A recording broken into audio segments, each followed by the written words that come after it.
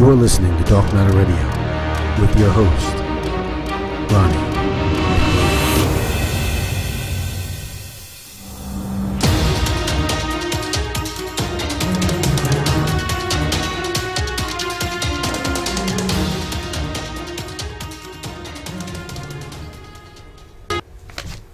Alright, this is Ronnie McLean, again for Dark Matter Radio, and for I.N.N.A Live. I want to just go over with you all the places that I've been over there in the Caribbean and where the Caribbean is. So as you're watching this, you can see where all the islands are and what's going to be affected in this video that we're going to be talking about here today. Cuba's going to be a main part of it as well, even though it's on the outskirts. Curacao is going to be extremely important off the coast of Venezuela. Dominica is important because that's going to be the whole entire Antilles Islands that are going to be we're going to be talking about as well. So I just wanted to give you a little bit of an understanding of what they consider to be the Caribbean islands, where they are, and where they are in relation to one another. I know that we hear about a lot of this stuff, but a lot of times we don't get a chance to really picture it all at once, right? So this is the Caribbean countries and islands that are deeply affected by some very serious world politics that are going on now, and we're going to get into this like right now. It's amazing as to what's really happening down here in what's really going on down here in the Caribbean. It's crazy. So I want to get into the Chinese situation here. China, in this article that you see here from the Council on Hemispheric Affairs, is detailing China's expansion in the Caribbean Ocean. And we're talking about the lower Caribbean Ocean right here, right here in the Caribbean Sea, in this area here, where we have Cuba, we have Jamaica, we have the island of Hispaniola, Puerto Rico, the Antilles, all the way down to U.S. Virgin Islands, and then Trinidad and Tobago, and then of course Venezuela, Colombia, and we have Central America, right? So we're talking about this whole area right here. China has a growing influence, and in this one it says the Peace Ark sailed. Now the Peace Ark is a Chinese ship. Now listen to this very carefully. The Peace Ark sailed smoothly into Havana Harbor, floating past the age-brick Guadalcanal fortress under a luminous yellow sun. The Ark, 416 crew members, disembarked on the warm Friday afternoon in October 2011, without much pomp and circumstances, or even the token of a media presence. No media presence around there, right? The white ship featured little ornamentation, aside from the red hospital cross that was painted to donate its on-site purpose, offering medical service to local people. Yet, despite the humble presentation, the crew's harmonious mission had profound geopolitical significance. The voyage represented the first naval exercise in the Caribbean by the Chinese Navy. That is significant, right? So 2011 marked the first time that the Chinese were back into the Caribbean, right? Over here at Havana, 90 miles off of the coast of Florida, right? Right next to our doors. And this presence is extremely important because they are giving a considerable amount of aid to this country, to Cuba. They're giving considerable amount of aid to Jamaica, right? So in the years following the arrival of the Peace Ark, China has continued to expand its engagement with the Caribbean on economics, political, and even military fronts. Economically, China has begun to pour substantial funds into the infrastructure's investments. Deals with often impose heavy burdens on the Caribbean residents. On the political side, right? China has increasingly paid diplomatic attention to the Caribbean nations, including Washington's regional foe, Cuba. The presence also features arms sales and security cooperation China's growing regional role could pose a substantive strategic threat to the American security or to the economic goals. Washington should not continue to ignore this growing trend. China has increased economic and political ties to the Caribbean, represents a symbolic challenge that the United States should prepare to respond to with increased diplomatic and cultural outreach. So, again, when we're talking about all of this, the United States, the Trump administration, has completely, pretty much ignored a lot of the stuff that's going on in here, and as the reasons as stated before, why it's all going on is all because a lot of it's going on with Venezuela that has opened up the area upon which the Chinese are able to get in there, and it gets worse, all right, because all of these nations here, all of these nations that we see right here.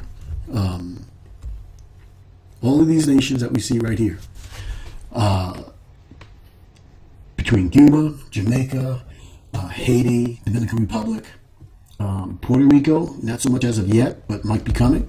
But a lot of the U.S. Virgin Islands in the Lesser Antilles, right around in this area. Venezuela, not Colombia, and I'm going to mark all this stuff out with a pretty good video that you're going to be seeing next. But I wanted you to see that. I wanted you to see the Caribbean expansion for the Chinese, right? Over the past decade, China has steadily increased its spending on major infrastructure projects. Caribbean improves opportunities for the Chinese firms to expand their markets in the Western Hemisphere. It has previously ignored, however, Chinese investment levies and significant obligations to the Caribbean partners. Jamaica has, there you go. Jamaica has primarily been a recipient of the Chinese largeness. In 2016, right? Not so long ago, a Chinese-sponsored highway opened streamlined transit between Kingston and seaside resort towns such as Ocho Rios, which is where I was. The Chinese harbor engineered company spent $730 million to expand the highway and plans to begin investment in the new Jamaican port. The Bahamas has also partnered with China on high-profile investment. China's Export-Import Bank provides $2.5 billion loans to help develop the Baha Mar Resort, which opened last year. And really listen to how much money they're spending. Right? Listen to how much money they're spending, and they're in the Caribbean. And as I explained in the first show, the worth ethic and the who's actually controlling the Caribbean right now, it's really embarrassing for every indigenous person that's living here in North America, because these are our people. But now, because of this void's been opened up, the Chinese have had a major play inside there. The Bohemian political provides peachy projections about the projects, potentially lucrative projects, estimating that the Bahama would yield 10% boost in the archipelago's GDP. Right, so even smaller islands such as St. Martin, which I was there, have not escaped Beijing's notice. Zhao Ward, an analyst at the University of Akron, described St. Martin as a hub of Chinese business people. Wow! And a major resort currently under development has received subsorbent and Pearl of China due to the influx of Chinese investment. This is insane when you begin to start thinking about how much the Chinese have been investing in the Caribbean and in countries like South America, Venezuela.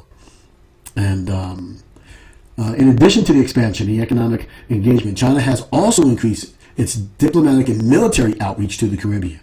En route to the high-profile 2013 Sunnyland Summit, which probably nobody knew, with Barack Obama, President Xi Jinping paid a visit to Trinidad and Tobago. Zhang struck substantive deals with the Trinidad Prime Minister regarding natural gas, telecommunications, and healthcare, while also festering on local Sariana at a gourmet luncheon. Zhang's visit to Trinidad during the first year of the administration indicates a growing Chinese political attention to the Caribbean. In context, Xi predecessor, Hun Jintu, did not visit any nation in the region until the second term. Similarly, in January 2018, and not too long ago, Foreign Minister Wang Yi held a summit with diplomats from the Caribbean nations. Now, has anybody heard of any of this stuff? This is the reason why I'm going on here. This is serious stuff. Because China's not supposed to be over here in the Caribbean or in North or South America at all. Although this meeting emphasizes on cooperative bombardments over formally political agreements, its very occurrence appears significant. High-level policymakers in Beijing now place significant importance on political engagements with these often overlooked nations. So I just wanted to, get that in there. In terms of what's really going on in the Caribbean and how the Chinese are having a major effect. And now we're going to take a look at what the UN is doing with the Russians, and then we're going to take a look at the whole entire.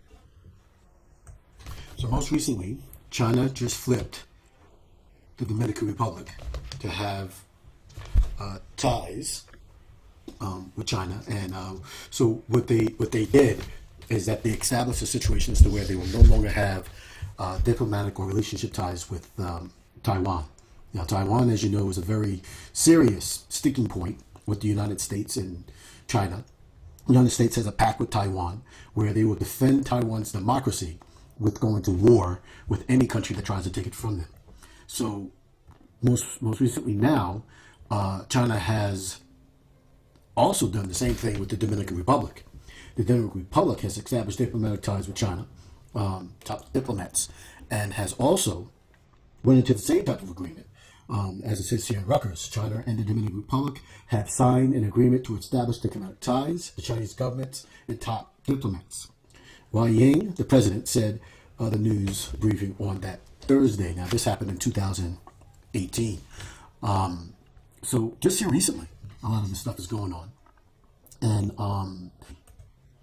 And it's extremely important for us to have an understanding of what's going on. Right? So they've been doing this with a great many nations that's going on down there. Right? They also have ties with Costa Rica. Right? So now if we want to bring you up with Jamaica, right? And also in Haiti, right? 30 billion in Haiti. And as I explained to you before when I was reading the article, Jamaica has diplomatic and is also receiving military assistance from them as well. So China has invested $30 billion of U.S. dollars into the development of infrastructure there. And so when we're looking at all of this, we're looking at some very serious developments, right, going on, right? So when we have Haiti, the Dominica, and Jamaica, we're looking at some very, very significant things that are going on in the Caribbean, right? So I'm going to bring up a map for you right now, and I would like to thank Florida Marquise for this map and developing it. He did a really good job in mapping out all the strategic areas. It took a little while for me to find a map like this, but he did a great job in doing this. So here we go with that map. Now let's get into what's going on over there at the UN. And again, this is all part of major developments that are happening all across the Caribbean that's not being talked about in many of the major news. Now, as you can see from this 2006 on the 11th of June article, the UN seeks to strip the United States and the UK of its territories. It was first reported that the United States is plotting to remove 15 strategic foreign possessions from the jurisdiction of the United States and United Kingdom. This is being done without the consent of the U.S. Senate as part of the UN's International Decade for Eradication of Colonialism. And this is very important because what it says here is that since mid-May, decolonization seminar held by the United Nations, right? So they've been holding a lot of these decolonization seminars that the original indigenous beings of the United States of North America have not really been a part of, all right? Now, they have been represented by people who are claiming to be of African Aboriginal descent that were left over here from slave trade, Now they're being represented, but very few of our people are involved in any of these actual decolonization talks dealing with the African Americans, so-called Black Americans in the United States.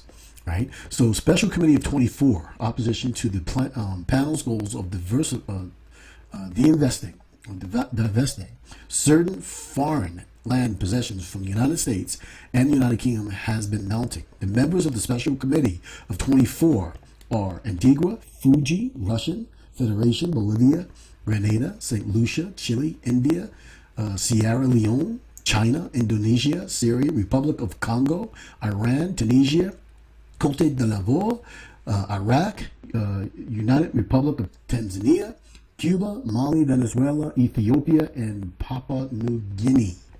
Right? Very, very, very interesting with that. Other nations with foreign colonies, such as Denmark and France, for example, have told the UN committee in no uncertain terms they plan to retain all of their colonies. War is brewing. This is what I'm getting at. War is brewing. Because the United States plans on retaining us only if we're called African. Right? If we're called anything else and we try to de-invest ourselves from the United States, there's going to be war. So war is brewing down here in the Caribbean. Right? The UN, therefore, has no plans to push the independence for the following territories from the colonial powers. Interesting.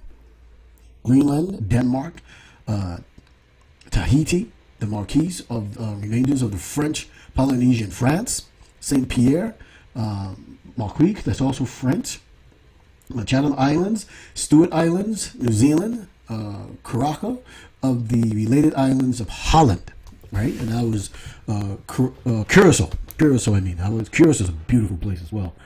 Beautiful place. And yeah, there is a very strong Holland influence that's built on down there. In fact, they have a lot of cities down there. A lot of the cities down there that are actually built in Holland fashion. So the French, under the elite force of the French Foreign Legion troops, still use French Polynesia as a ground for nuclear test sites. The UK uses Australian outback to conduct its own nuclear tests in the 1950s, and to this day has refused to pay the cleanup for those tests. And which gives you a sense of what's happening here. So let me tell you about these new Russian islands. And again, when we get to the map, you're going to see how important this stuff really is. In recent years, the United States has ceded a number of islands to Russia. Now remember, Russia was the one that they almost went to nuclear war with because of the Cuban Missile Crisis.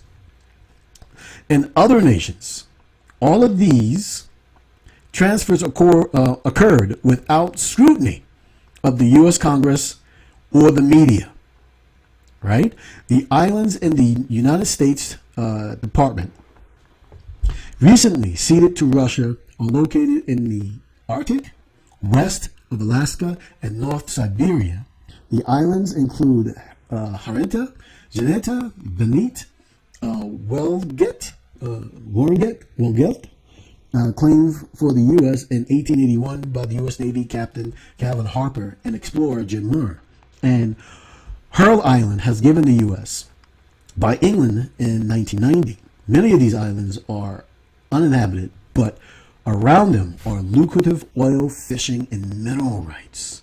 Right? Other islands transferred in the Bering Sea include Sea Lion Rock, Sea Otter Rock, and Copper Island, purchased from the Czar of Russia in 1867. Together, they contain more square mileage than Delaware and Rhode Island put together. And just keep listening. In recent census, the United States Department refuses to count the U.S. citizens of those islands. Right? Kenneth Powell, a director of Census Bureau, said Census Bureau officials were informed by the United States that the Department of these islands remain under the jurisdiction of Russia. Right? So turning these islands over to Russia has generated concern for at least two reasons. First, the practice affects the economy of the state of Alaska through loss of fishing and oil rights. China and these islands are surrounded by ice, which is suited for the hide submarines in a time of war. Both China and Russia could conceivably exploit the area around the islands in the future conflict with the United States. Now, the other islands the states has given away in recent year in Washington, Molokai, Little Molokai, and Finney in South Pacific Isles that are ceded to Cabrit, and Secret, Nassau Island in the Pacific Ocean, and the Caribbean-based Bajo Novo and Salina Bank were also given away to the U.S. We're going to talk about those two islands. It's called, I call them, they are called the Strait, right? The two islands in the Strait, and you're going to see exactly why it's so very, very, very significant in that. And there's another thing that the Britons are standing their ground. So we're in a world right now where you can see in the Caribbean that the UN is moving forward on its decolonization acts, and all of these islands are being given back to their respective so-called owners, or freed in itself if they want to be, due to this decolonization situation that's going on all around the world. So these islands that's being given up are very significant militarily, economically, and also socially, right? Because with Russia now in the Caribbean, and also on the close reaches of Alaska, and also in the Bering Sea, they have us surrounded. But given the fact that Russia is doing what they're doing in the Caribbean is a significant fact. And let me show you this. Now, I want you to get a picture of this because extremely important. Now, as we're talking about it, we had Jamaica establishing diplomatic ties, Haiti and the Dominican Republic establishing diplomatic ties. Cuba already has diplomatic ties. We have Nicaragua, who already has diplomatic ties with Russia, and Haiti, Dominican Republic with China. We have Panama, who already has diplomatic ties with China and controlling the Panama Canal. And we know Costa Rica has diplomatic ties with China and Russia as well. And as Black is denotating the assets where Russia military are, right? So they have ships off the coast of Nicaragua, and they also have ships in a playing field in Managua, right? Russia also has military assets in Costa Rica and in Panama as well. They also have airfields in Venezuela, right? Right off of Curacao, right? And then I was telling you about the two islands that that Russia has, and in that strait is right there, right? Right there is where Russia has those two islands that the United Nations gave to them. So the United States conceded them to Russia, these two, through the United Nations and the Decolonization Act.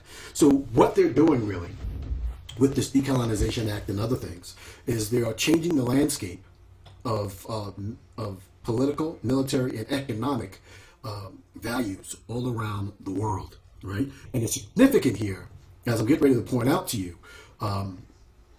in terms of what's going on here in the Caribbean. Now, as we roll it, we're going to see that we're going to start looking at China assets in red, right? So we have Jamaica, Haiti, Dominica, right? Look what's forming now, right? Right? They have assets in Costa Rica, Dominica, and these are diplomatic and military ties, right?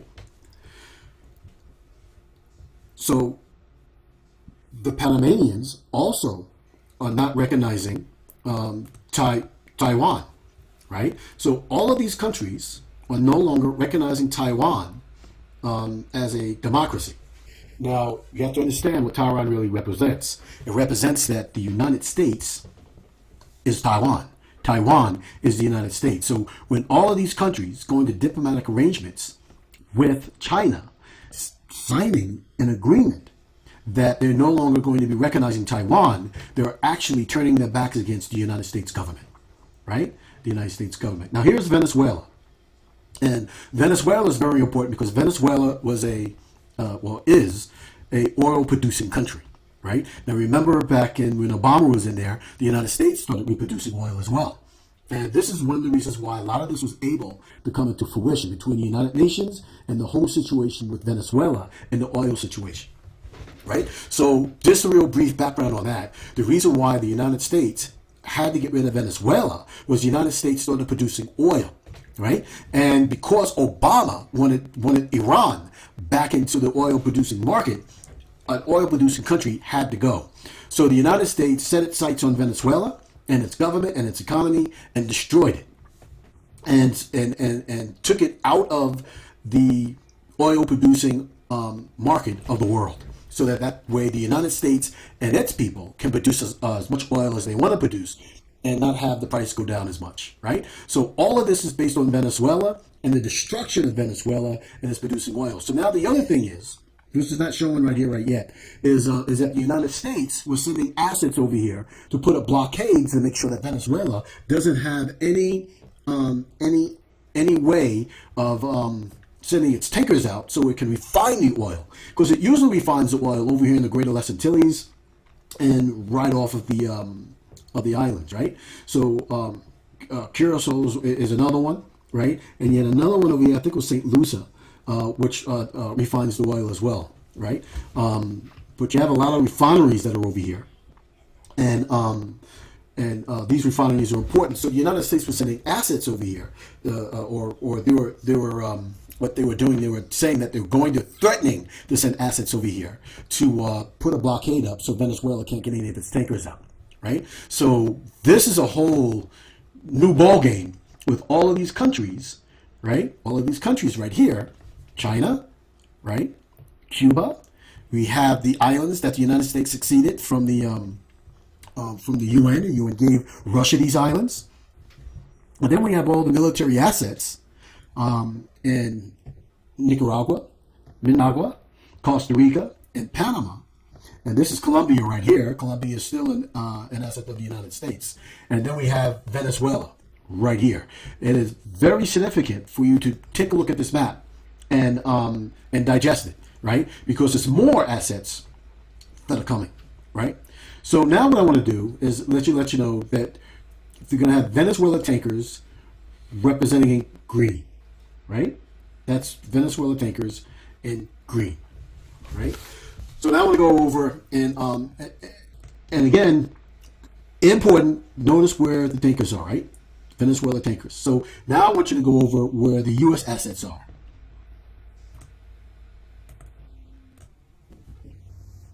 So now I want to get you into where the United States assets are, right? So it's right off the coast of Colombia, right? On both sides, inside the Caribbean, and on the other side of Colombia, or assets of the United States. But look now, how they're overwhelmed with a lot of things all of a sudden. A lot of other nations, or two other nations right now, inside of the Caribbean, right?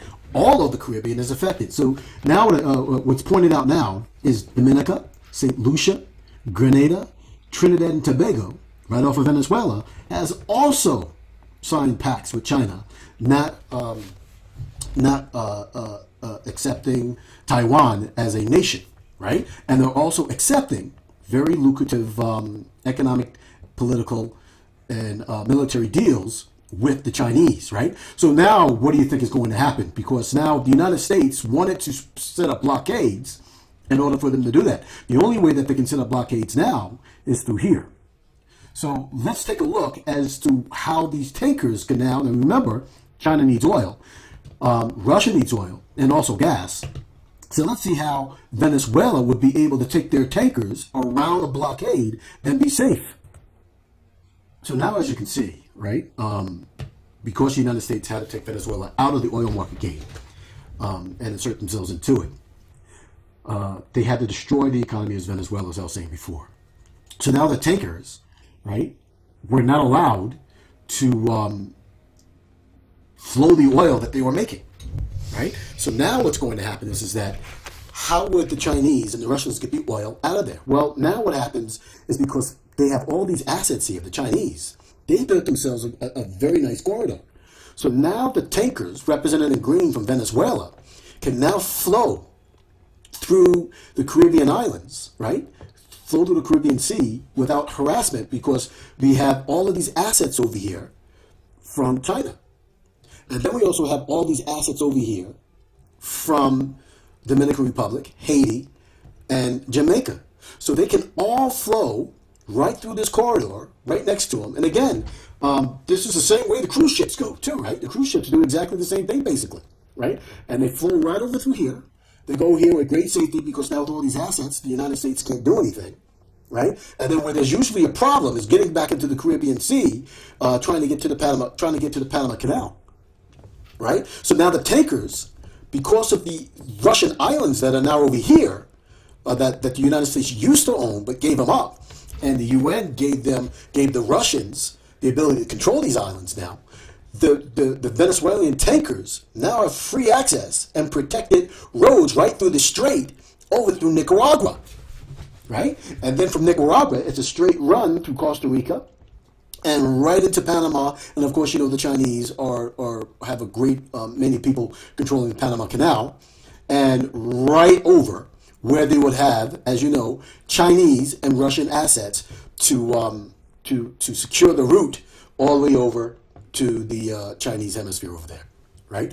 And this is what's going on in the Caribbean and political. So you take a good look at what's going on here, right? They're securing themselves really well in Cuba, right? Because the United States didn't really do the right thing here in Haiti. They didn't really do the right thing in the Dominican Republic.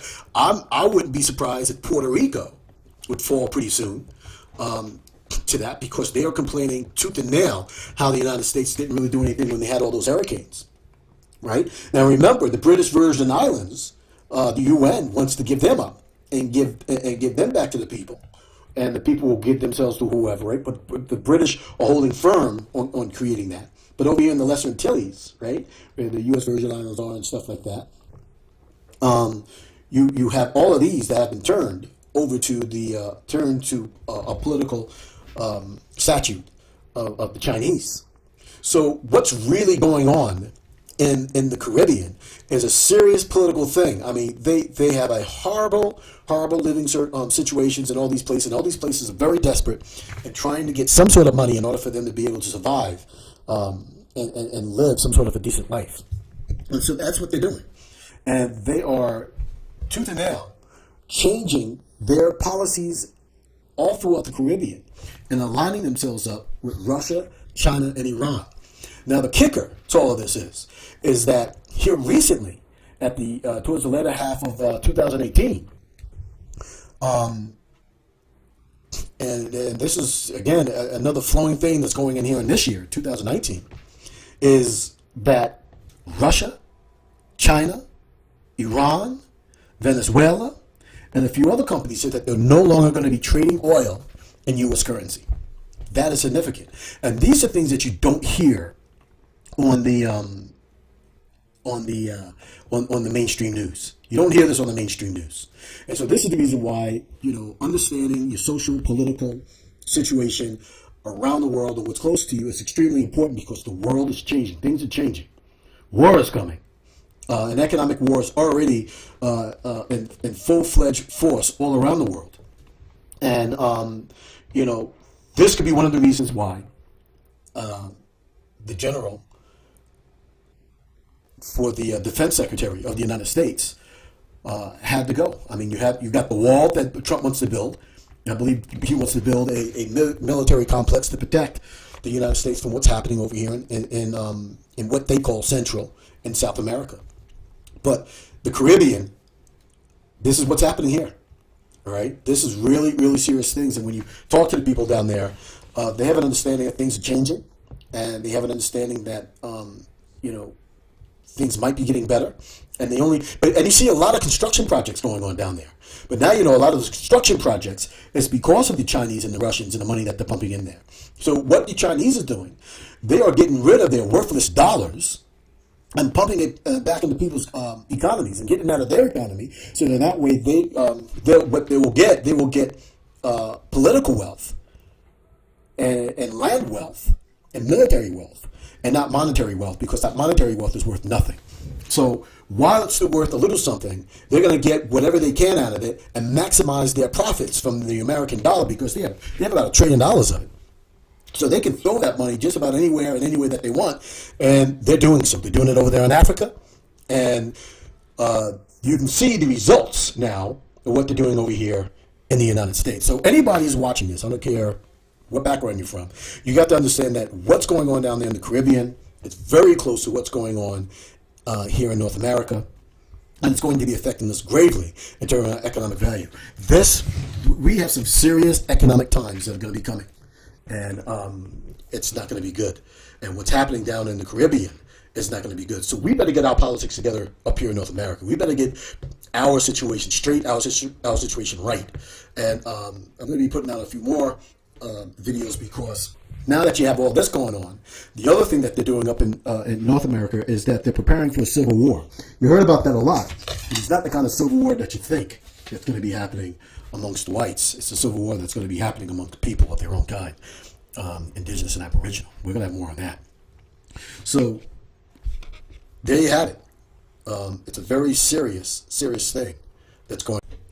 And there it is. I'm sorry it was such a long one, but I'm having a lot of information out on there. But this is Ronnie McLean and New Thunder for Dark Matter Radio and I.N.N.A Live. And thank you for joining us.